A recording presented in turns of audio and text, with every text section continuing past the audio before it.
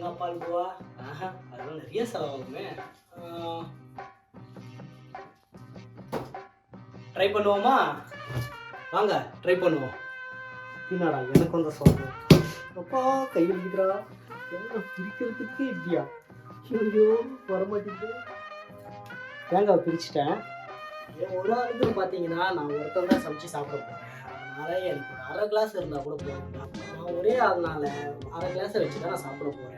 இருந்தாலும் நான் ஒருத்தன் தான் சாப்பிட போகிறேன். அதுக்கு தேங்காய் சாதம் பண்ணுறதுக்கு முன்னாடி சாப்பாடை வடிச்சிடலாம். இல்லைனா சாப்பாடு குழப்படையாக ஆகிடும். அதனால் ஹை ஸ்பீட்லேயே வச்சுட்டேன். ஏன்னா எனக்கு ரொம்ப பசிக்கிறதுனால சீக்கிரமாக சாப்பாடு இதாகிடும். அதனால் சீக்கிரமாக சாப்பிட்டு தூங்குறதுக்கு தான் என்னோடய வேலையை. அதனால தான் சரின்ட்டு தேங்காய் உரிச்சாச்சு. உரிச்சு வீட்டில் ஆள் இல்லைன்னா என்னென்னமோ பண்ண வேண்டியதாக இருக்குது. நம்மளுக்கு இந்த குக்கரில் எல்லாம் வச்சு பழக்கங்க. அதனால் சாப்பாடை நான் வடித்து தான் சாப்பிடுவேன். அதனால் நம்மளுக்கு தெரிஞ்ச மாதிரி நான் வடிச்சிடுறேன். உப்பு ஒரு கேஸ் எடுத்துக்கணும். உப்பு போட மாட்டோம். ஃபைனலி நம்ம தேங்காய் சாதம் ரெடி ஆகிடுச்சு. டேஸ்ட் பண்ணி பார்ப்போமா? பேச்சுலர்ஸ் லைஃப்னாவே இப்படிதான். வீட்டில் ஒரு தேங்காய் இருந்தால் போதும். இவ்வளோ சிம்பிளாக பண்ணலான்னு எனக்கு தெரியவே இல்லை. என்னோடய வீடியோ பார்க்குற எல்லாருக்குமே என்னோட வீடியோ பிடிச்சிருந்துச்சுன்னா தயவு செஞ்சு மறக்காமல் கமெண்ட் பண்ணிவிட்டு லைக் பண்ணிவிட்டு ஷேர் பண்ணுங்கள். ஓகேங்களா? நோ கமெண்ட்ஸ், சிம்பிளி வேர். பசிக்குது வேற. இன்னைக்கு என்ன சமைக்கலானே தெரியல. வீட்டில் என்ன இருக்கு? வீட்டில் ஒன்றுமே இல்லை.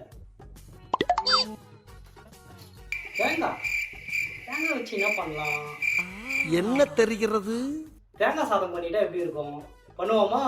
வாங்க ட்ரை பண்ணுவோம். தேங்காவை ஃபர்ஸ்ட் பிரிச்சுக்கலாம். தேங்காய் உரிச்சாச்சு. அடுத்தது நம்ம எடுக்க போகிறது நம்ம உட்டன் கட்டை. இதுதான் நான் சரணா ஸ்டோரில் வாங்கினேன். இது எவ்வளோன்னு பார்த்தீங்கன்னா 129 ரூபாய். யூடியூபுக்காக என்னென்னலாம் பண்ண வேண்டியதாக இருக்குது பாருங்கள். இதை நான் சில்வர் பட்டனாக பிடிக்கணும்னு ரொம்ப ஆசையாக இருக்குது. பார்ப்போம்.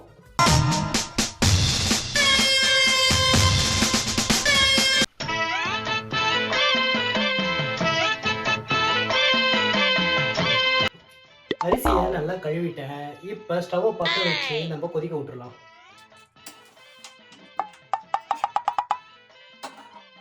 ஹை ஸ்பீட்லேயே வச்சுட்டேன். ஏன்னா சாப்பாடு சீக்கிரமாக வெந்துடும். சாப்பாடு வச்சாச்சு. அடுத்தது நம்ம தேங்காவை கட் பண்ண போகிறோம். இப்போ தேங்காவை உடைக்க போகிறோம். தண்ணி இருக்கா என்ன இருக்குன்னு பார்ப்போமா? என்னடா காஞ்சே போச்சு. அது ஒன்றும் இல்லை, கீழே போட்டுரு. தேங்காவை உரிச்சு உடைச்சிட்டேன். இதுக்கப்புறம் நான் என்ன பண்ணணும்? இதில் இருக்கிறத எடுக்கணும். அது எடுக்கணும்னா கையில குத்திக்கும். வேற எப்படி பண்ணலாம்? யூடியூப்பில் சில ஹேக்லாம் பண்ணுவாங்க. அடுப்பு மேலே தேங்காய் வச்சு அதை ஹீட் காமிச்சு அதுக்கப்புறமா கோல்டு வாட்டரில் போட்டு அந்த தேங்காய் அப்படியே பிரிஞ்சு வருது. ட்ரை பண்ணி பார்ப்போமா? வாங்க.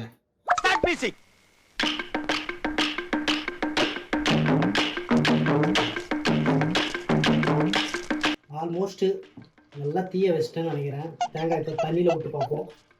அம்மா எப்படி கருகி பாருங்க. என்னடா தேங்காய் அடுப்புலேருந்து எடுத்தேன். ஹீட்டாகி வெளில வரும் பார்த்தா ஒன்றுமே வரல. அடா பாவீங்களா, வேஸ்ட்டு. அந்த எக்ஸ்பெரிமெண்ட்டும் ஒர்க் ஆகலை, ஒன்றுமே ஒர்க் ஆகலை. இதை நான் கையிலே முடிச்சுக்கிறேன். வேறு வழி இல்லை. சிரிக்கிறானி வெக்கமா இல்லை?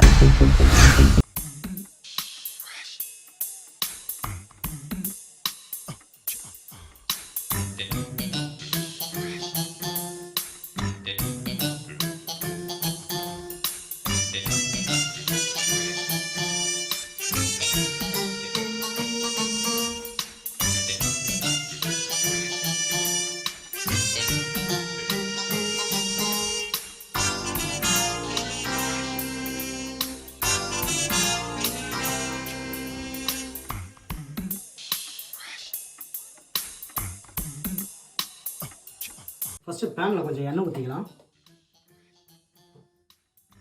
அதுக்கப்புறமா நம்ம கடுகு எடுக்கணும். கடுகு இருக்கு.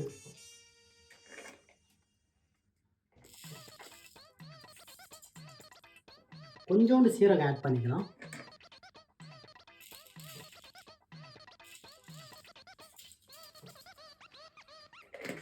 அதுக்கப்புறம் 2 காஞ்ச மிளகா,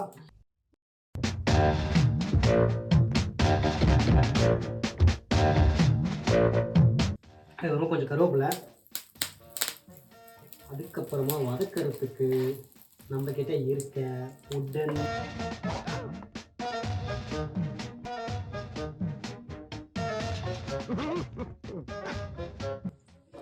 இதுக்கப்புறமா நம்ம தேங்காய் எல்லாத்தையும் உள்ளே போட்டுடலாம்.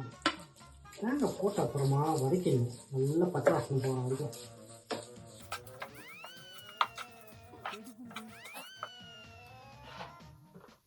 இதுக்கப்புறம் சூடான சாதத்தை எடுத்து இது உள்ளே போட்டு கிளற போகிறோம்.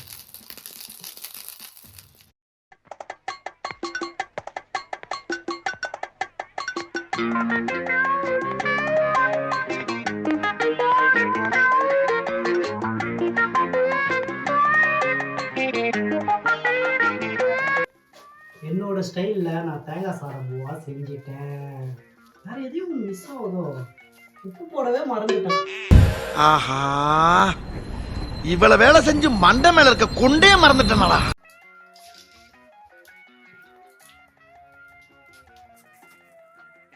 ஸ்டவ் ஆஃப் பண்ணிடலாம். ஃபைனலி தேங்காய் சாதம் செஞ்சாச்சு. டேஸ்ட் பண்ணி பார்ப்போம். சிம்பிளாக செய்யலாம், ஒன்றுமே இல்லை. நீங்கள் வீட்டில் செஞ்சு பார்த்துட்டு எப்படி இருக்குன்னு சொல்லுங்கள். கண்டிப்பாக உங்களுக்கு பிடிச்சிருந்துச்சுன்னா கிச்சா விளாக்ஸை மறக்காமல் சப்ஸ்கிரைப் பண்ணிடுங்க. பாய்.